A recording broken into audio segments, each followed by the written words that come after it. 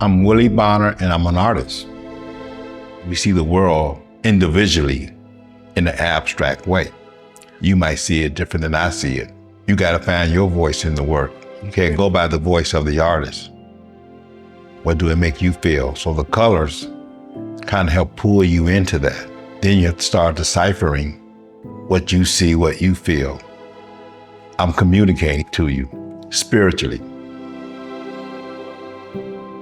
My parents would take all of my siblings to church.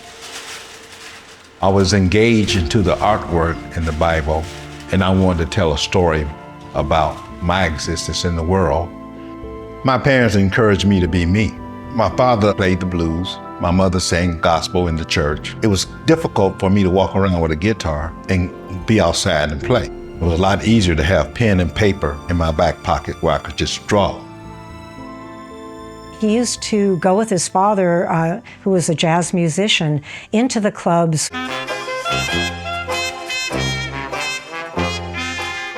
Draw the musicians. He would sell these works to the people at the clubs, and he got enough, to have a good meal and a little extra pocket money. They are pen and ink hatchmark drawings, so atmospheric. They're so rich, looking at jazz as part of a cultural history that deserves to be interpreted through art.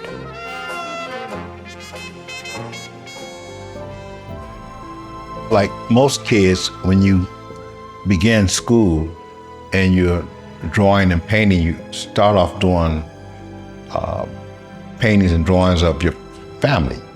You start off with Crayola, pencil, and you start playing and mixing colors and looking at brush strokes. I got excited. I liked what the paint was telling me, more so than what I was trying to do with the paint. So that became a factor that I liked seeing paint drips, flow. I can control it in certain ways, and there was a language in that for me. Also, as a child, when you go outside, you make mud. And then you start sculpturing things out of mud. So now you're looking at 3D. Everything became an investigation. Nothing off the table, everything where it was supposed to be, but it was on me to find my voice, my language through these materials. He never stopped working and pushing his work to the limit. He's very, very diverse in the work that he does. We have the paintings, we have installation pieces, we have the drawings. So it just goes to show the breadth of the work that Willie does. Some of the paintings are in acrylic, some are mixed medium, some are tar and feathers. Some of the patterns in the work is patterns from quilts. Enslaved people would put into their work to communicate to one another. I'm not the only one that was using abstract to speak to the spirit of man. It was began a long time before me. So I'm taking all this here, different information and different ways to approach the work, and I'm creating like a gumbo. The struggle that I once had was straddling the fence, be in the world of academia, but then there's Black culture that's totally left out of academia.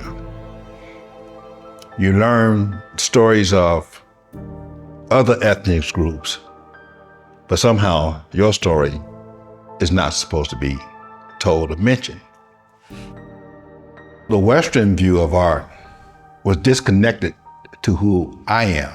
Most institutions are ran by people of that culture, and Black America have very little space in that culture unless you buy into it. The question becomes, who am I?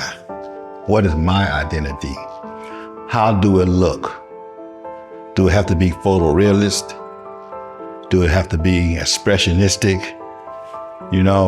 What does it look like? What I'm doing in my painting is expressing what's in me. My journey as a Black American and the history of Black Americans. Our history and our contributions to this society, and now even more of that is being taken out to the point you feel like you're being erased. They don't want DEI, they don't want woke culture, they don't want critical race theory. We don't need any of those names. It's simply our history. For it to be left out of the schools, we're glad to make up some of that void with it being here in this show.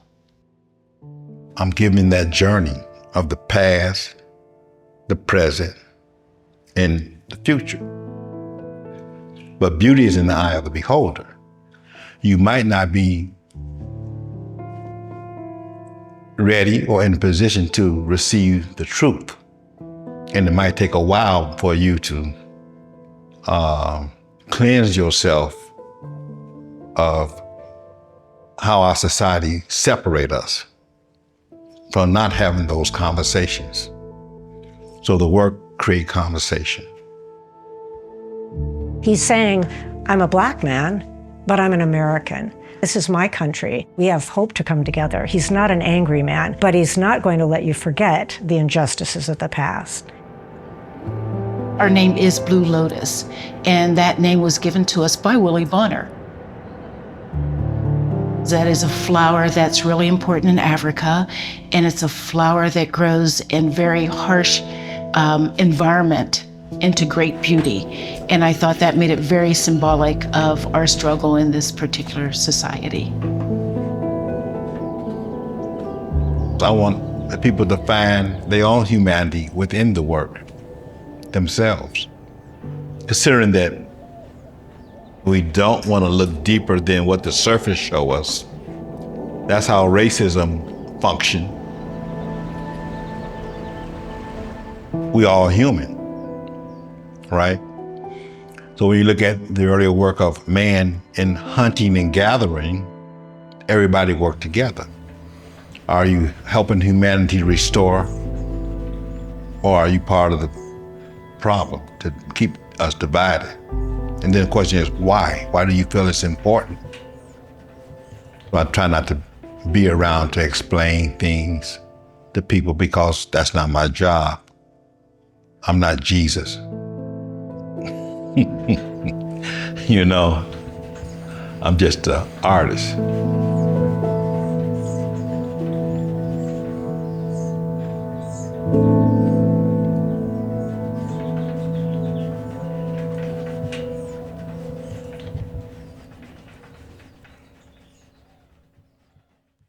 Hi, I'm Tom McNamara, host of Arizona Illustrated.